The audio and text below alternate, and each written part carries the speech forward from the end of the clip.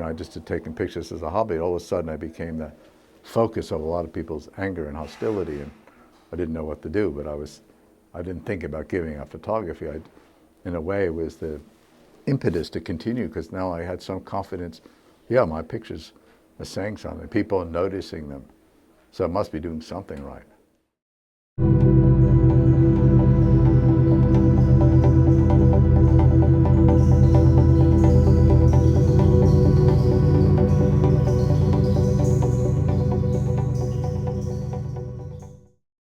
My interest in psychology, in a way, was synonymous with the times of the late 60s, early 70s. It was like a period of great introspection among the youth, who are we? What makes us individuals? How can we liberate ourselves from society? So there are all these questions in the 60s about being true to yourself, all these issues that came out of so-called humanistic psychology. And so myself and a lot of other people at the time were having I guess you'd call it an identity crisis. Society was having an identity crisis with the Vietnam War, and a lot of the youth were having an identity crisis with the Vietnam War and other things that were happening in America and the rest of the world. I mean, in France, there was the same revolt in the late 60s. So it was a youth revolt in a way. And I guess being part of that felt the best way to, the most practical and the most practical way or parallel way of getting to the bottom of who I was through a course in psychology. I never thought of it as a career, so I was sort of left empty after that. I didn't know how to use this degree. And so in a way, the camera became a means to explore myself, and my understanding of myself was assisted by my understanding of psychology. I made a trip by land from Cairo to Cape Town. That's how I got to South Africa in the beginning. And then I made a trip from Istanbul to New Guinea. So I made a 5-year trip between 1973 and 1978, and I did my first book called Boyhood. So on this trip was a very important thing, because I grinded and grinded and grinded along to do my book, but I liked the idea of being in the outdoors, and and being an explorer and being an entrepreneur, and I was tied up with nature in all sorts of ways. So I thought, well, geology sort of fitted this exploration geology, and it was something I liked being, as I said, liked being with the rocks and nature in isolation, being in strange places, taking pictures, looking at rocks, looking at animals, not being in an office. And geology seemed like a natural fit, so then I did this PhD in Colorado. And after I graduated in late 81, I decided to move back to South Africa for a number of reasons.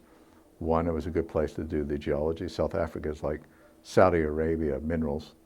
Around Johannesburg, say 200-kilometer radius around Johannesburg, is the wealthiest, richest mineralogical zone on the planet. And then I liked being in South Africa the first time. I felt it was a nice relationship between third world, first world, Africa, the Western world, and they had the apartheid there, which was, look, it was oppressive, but it also added something special, something interesting about the place. So you could live in a place that had it was first world, third world at the same time. So I felt comfortable with that, and it was a good place to make my career. So by the time I moved back there on January 1st, 1982, I did Boyhood. I had a PhD, I had a wife, and now I was beginning a career in South Africa as a geologist. I was obsessed with photography all my life, and when I did Dorps, it was like an individual experience, I had a few friends I showed the pictures to, but most people weren't interested in what I was doing. As a young man in my 30s, I did it out of passion and interest. And then I did Platteland after that from 86 to 94. And when this book was published, all of a sudden it became a famous book, but I looked at it as an outsider, and there was a lot of hostility directed towards me in South Africa. I had death threats, and I didn't have any friends and no support. There was interest. The work created a lot of controversy, but it wasn't pleasant controversy, and I wasn't really prepared for it. You know, I just had taken pictures as a hobby. All of a sudden I became the focus of a lot of people's anger and hostility, and I didn't know what to do, but I didn't think about giving up photography. In a way, it was the impetus to continue, because now I had some confidence. Yeah, my pictures are saying something. People are noticing them, so I must be doing something right. And so there were two important things after Platteland came about. One was after Platteland, I decided, yeah, people think my pictures are powerful. I needed to be a little bit more disciplined about this. So I decided, beginning in '94, not to take any more pictures in the countryside. Since '94 to the present, all my pictures are taken around Johannesburg. So this was a very important thing. I started to become more disciplined about taking pictures and more organized. So, you know, instead of going out for a week at a time and then not doing anything for 3 weeks, you know, I worked 3-4 afternoons a week, which I continue to do now, maybe 5 times a week. But I, you know, just get in my car in half an hour, I'm taking pictures, not driving 200-300 kilometers and driving around the countryside.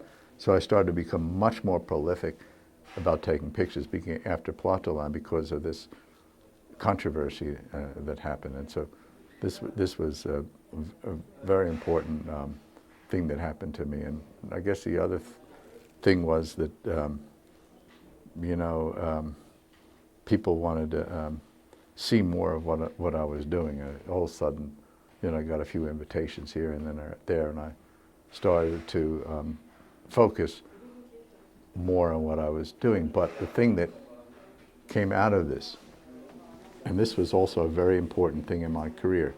So Platteland was published in '94. So then I began this project in and around Johannesburg, beginning around '95.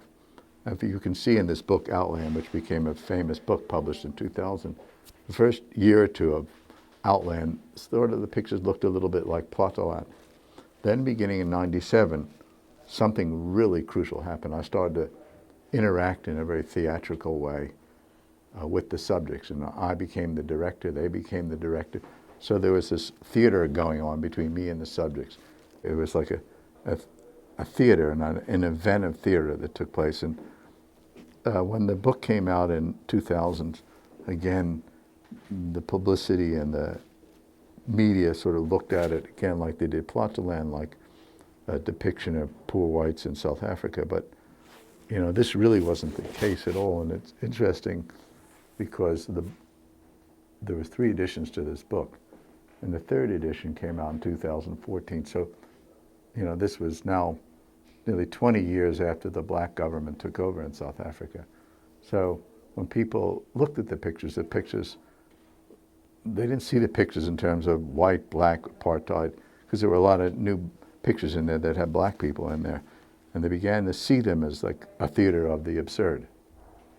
And this was a very important step in the understanding of what I do as a photographer. My pictures could be better compared to Beckett or Pirandello or some of the playwrights to better understand what the meaning behind the work is, rather than, say, Don Arbus.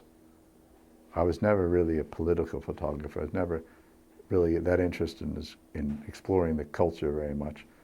And I certainly wasn't interested in trying to display strange people. So I was always trying to make statements about the human condition, the human psychology, the human psyche, and you know, this became very apparent beginning in Outland.